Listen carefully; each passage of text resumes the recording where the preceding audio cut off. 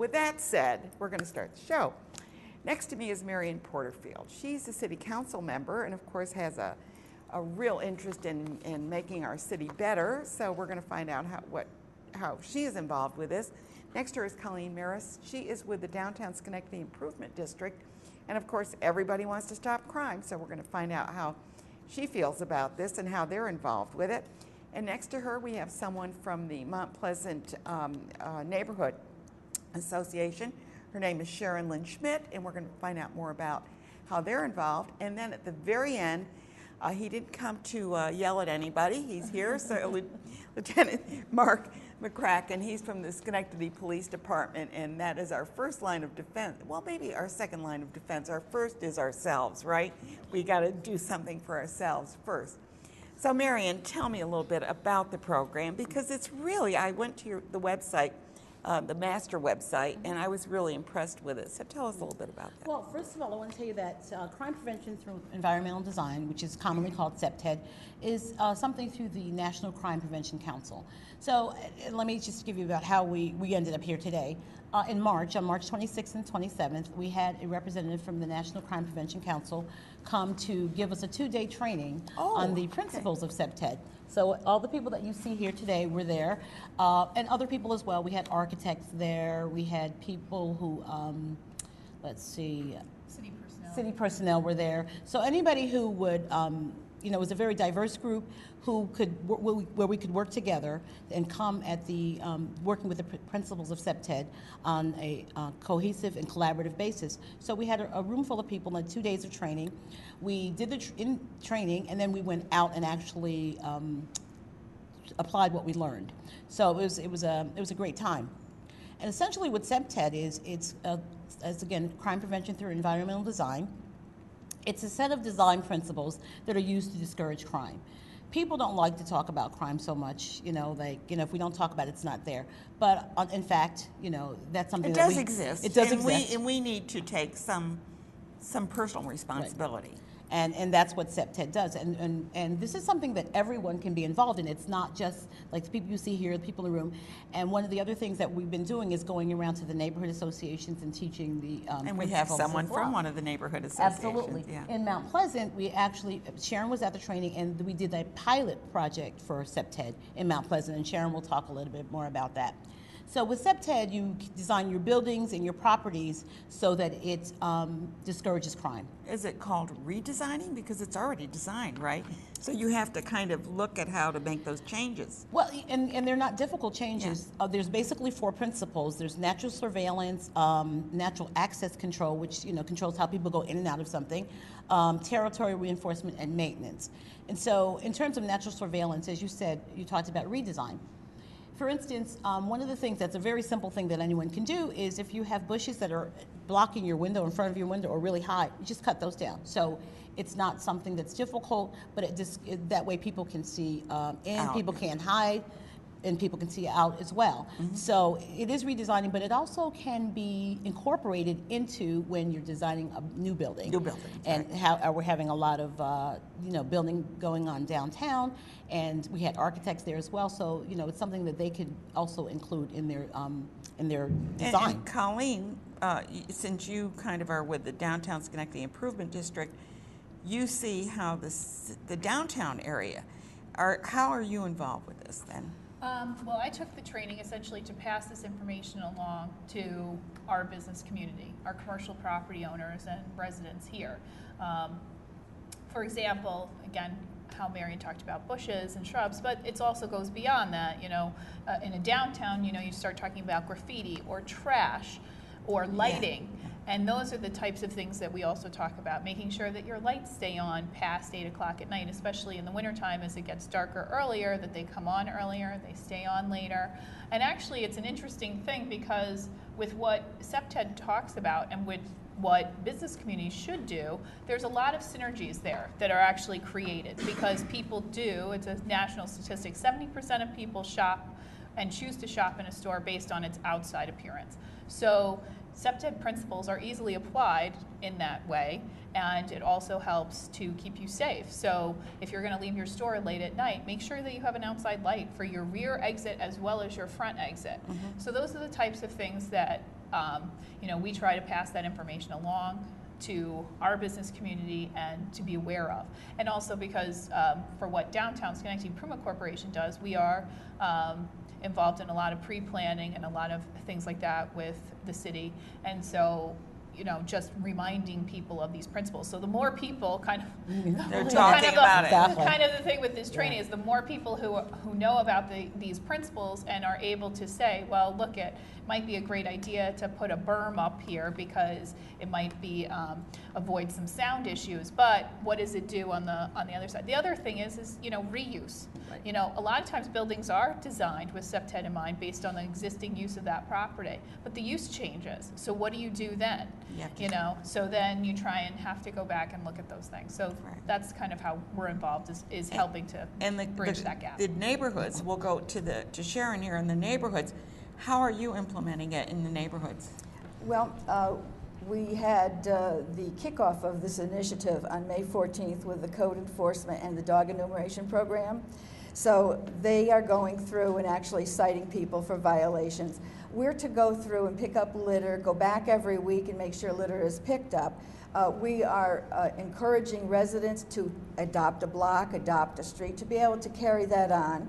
It's being very effective because people are coming out. They'll ask, are you city employees? We'll say, no, we're volunteers. And they'll say, how can I help? One lady says, where do I sign up? I says, you don't sign up, you just start picking up litter on the street. Really, just be part of the solution. And people are saying, you know, it makes them feel good to know someone cares, that something has been laying around for a while and is finally being picked up. We're cleaning around abandoned buildings. We had a dumped couch, and I called General Services for it to be picked up. And the owner, who had property in the back, had to look at that couch for a while. We were able to get it picked up that day. If garbage cans are overflowing on Crane Street, I can call or text Carl Olson at General Services. It'll be picked up sometimes within that hour. So we're working with code, cooperation. we're working with General Services, and we are able to, because of this initiative, get things done rather quickly. Because we're looking to Mount Pleasant now as a model for other neighborhoods. We're also already sharing that information with other neighborhoods who are asking us, how did we get such a big turnout for cleanup day? As a viewer, they must really get excited. But Lieutenant, how does the police department?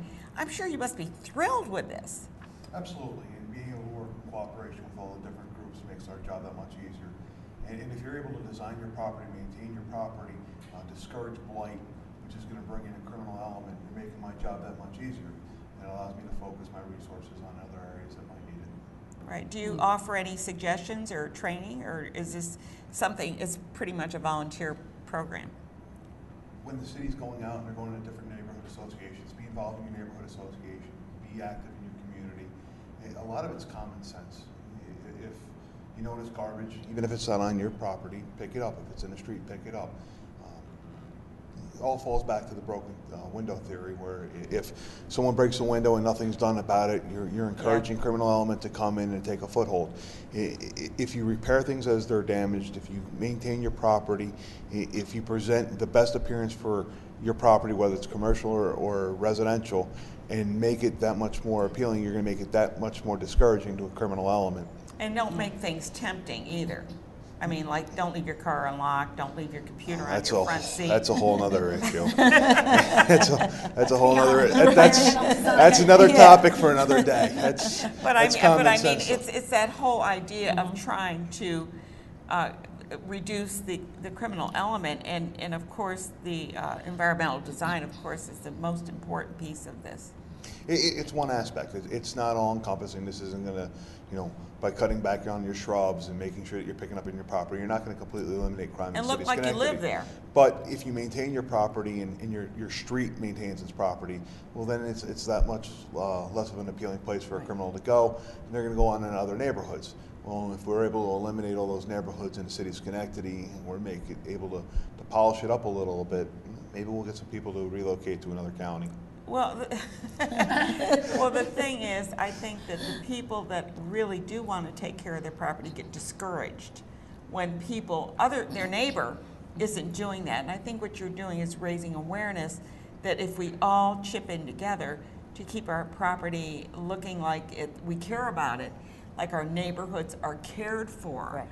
And I think we're going to have kids even think twice about throwing something down on the ground. It's sort of that educational thing that if we all try and do how we want to live, right? Absolutely, and it really is about education, and that's what Dept is about, is just educating people. And when you listen to the principles, a lot of it's common sense, and but we just maybe don't think about it all the time. So it's just letting people know, and as you said, this is something that absolutely everyone can do, all neighborhoods can get involved.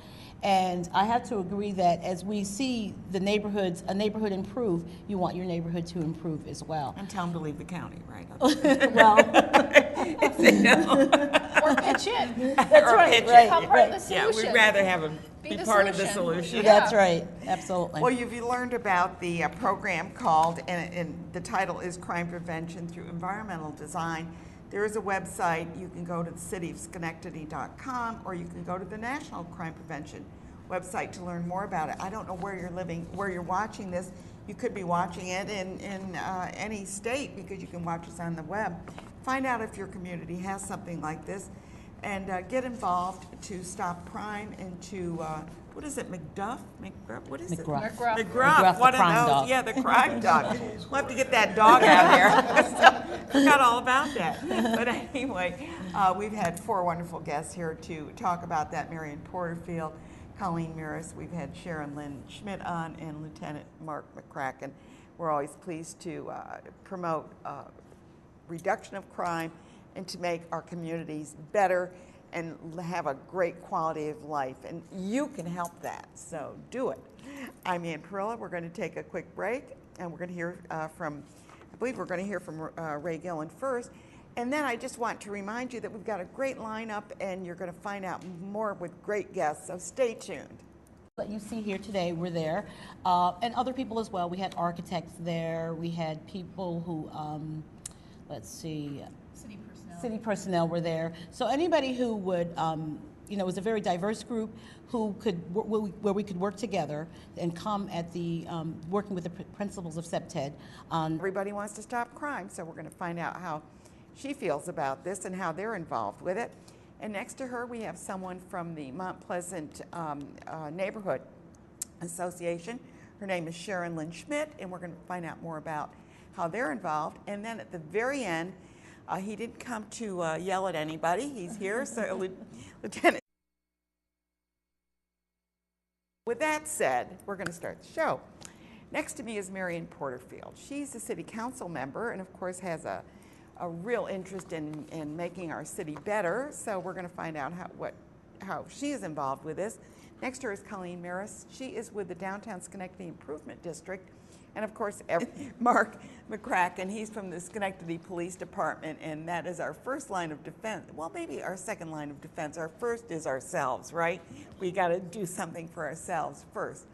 So Marion, tell me a little bit about the program, because it's really, I went to the website, the master website, and I was really impressed with it. So tell us a little bit about that. Well, first of all, I want to tell you that crime prevention through environmental design, which is commonly called Dept, is something through the National Crime Prevention Council. So let me just give you about how we ended up here today. In March, on March 26th and 27th, we had a representative from the National Crime Prevention Council come to give us a 2-day training on the principles of Dept. So all the people